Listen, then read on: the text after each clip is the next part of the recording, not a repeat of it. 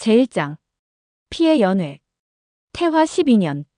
조양국의 중심인 장림성은 화려한 등불로 물들고 있었다. 그날은 명문세가 비가의 장남 비연의 성년식이 열리는 날이었다. 사방에서 귀족과 무림 고수들이 모였고 사람들은 비가의 영광이 하늘을 찌른다고 떠들어댔다. 그러나 그 영광의 밤은 곧 피의 연회로 바뀌었다. 연회 도중 하늘을 가르며 붉은 연기탄이 터졌고 검은 옷을 입은 자객들이 몰려들었다. 그들은 초식 하나하나가 살기를 품은 자들로 무림에서조차 전설처럼 여겨지는 혈련문의 잔당이었다. 비가의 피는 오늘로 끝난다. 자객들의 칼날은 무자비했다. 명문세가답게 수많은 고수들이 저항했지만 너무나 갑작스러운 습격이었다. 비연은 붕괴되는 저택 안에서 아버지의 시신 위로 무너져 내렸다. 피비린내, 불길, 그리고 절규. 모든 것이 그날 16의 비연의 기억에 박혔다. 그날 그는 죽지 않았다. 아니, 죽을 수 없었다. 기억하겠다. 잊지 않겠다. 제2장. 혈련의 흔적. 비가 멸문한 이후 조양국 무림은 큰 혼란에 빠졌다.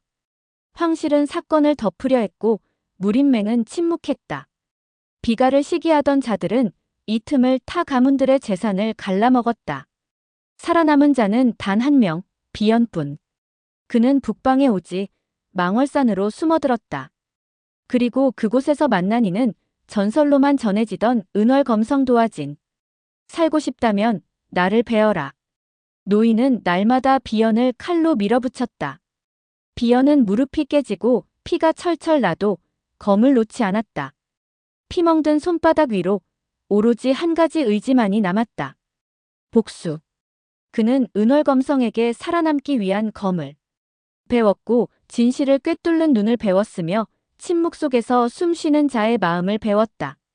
그리고 세월이 흐르고 23세 비연은 완전히 달라져 있었다. 제3장. 무림에 피는 꽃. 비연은 검은 삿갓을 쓰고 이름을 숨긴 채 조양국으로 돌아왔다. 그는 더 이상 비가의 후예가 아니었다. 사람들은 그를 백검이라 불렀다. 단 한 번의 검격으로 피를 흘리지 않고 상대를 쓰러뜨리는 자. 하지만 그는 알고 있었다. 복수는 단검처럼 서서히 파고들어야 한다는 것을. 그는 먼저 비가를 몰락시킨 자들의 명단을 추적했다. 그중 첫 번째는 가문을 배신하고 자객을 끌어들인 사촌형 비호. 비연은 그가 지금 남부백운루에서 무역길을 장악하고 있다는 정보를 입수했다. 그곳으로 향한 비연은 눈에 띄지 않게 백운루의 무사들을 하나씩 제거해갔다. 그리고 마지막 날 그는 비호와 단둘이 마주했다. 내가 살아있었단 말이냐? 내가 팔아넘긴 그 밤의 피가 아직 내 검에서 마르지 않았다. 비호는 공포에 질려 도망치려 했지만 비연의 검은 단칼에 그를 눕혔다. 그러나 그는 죽이지 않았다. 살아남아라. 내가 한 짓을 세상이 알게 될 때까지. 제4장. 무림맹의 어둠. 비연은 이제 무림맹을 향했다. 그곳은 정의의 상징처럼 보였지만 그날 밤 자객의 침입을 묵인한 자들이 있었다.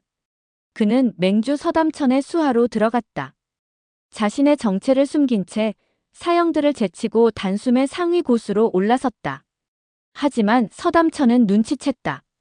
그 젊은 고수가 뿜는 기운이 심상치 않다는 것을. 그리고 어느 날 두 사람은 비무장에서 마주했다. 내 정체는 모르겠으나 이 검은 복수를 위한 것이로군. 그날 밤 당신은 왜 침묵했습니까? 서담천은 무거운 표정으로 말했다.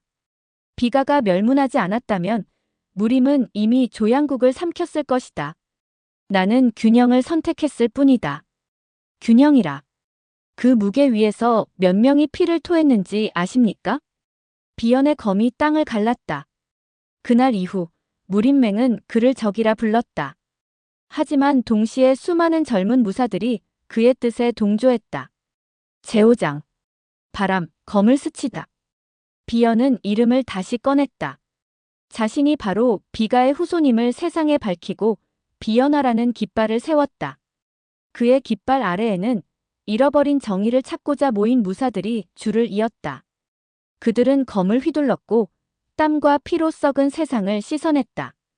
그러나 그 앞에 마지막 적이 남아있었다. 혈련문의 진주, 백야혈. 그는 그날 밤 자객단을 이끈 자이며 은둔 속에 새를 키우고 있었다. 결전의 날. 망월산 협곡에서 두 세력이 충돌했다. 하늘이 붉게 물들고 산이 진동했다. 비연은 백야혈과 3일 3야를 싸웠다. 그는 스승 도화진이 남긴 마지막 절기, 비연 13식의 마지막 형을 꺼냈다. 검은 바람을 닮았고 꽃은 칼처럼 피었다. 제6장. 다시 피는 꽃. 백야혈이 쓰러졌고 비연은 무릎을 꿇었다. 그의 몸은 온통 상처투성이었다. 하지만 눈은 흔들림 없이 맑았다. 이제 비가는 복수보다 앞을 바라보겠습니다. 그는 검을 버리고 망월산에 작은 검언을 세웠다. 어린 고아들을 받아들여 검을 가르치고 사람을 가르쳤다. 그의 검은 이제 죽이기 위해 존재하지 않았다. 살아가기 위한 검, 지키기 위한 검이었다. 그리고 매년 봄, 그는 자신의 가문이 사라진 그날, 들꽃을 꺾어 작은 무덤 앞에 두었다. 아버지, 저는 해냈습니다. 꽃은 다시 피었습니다.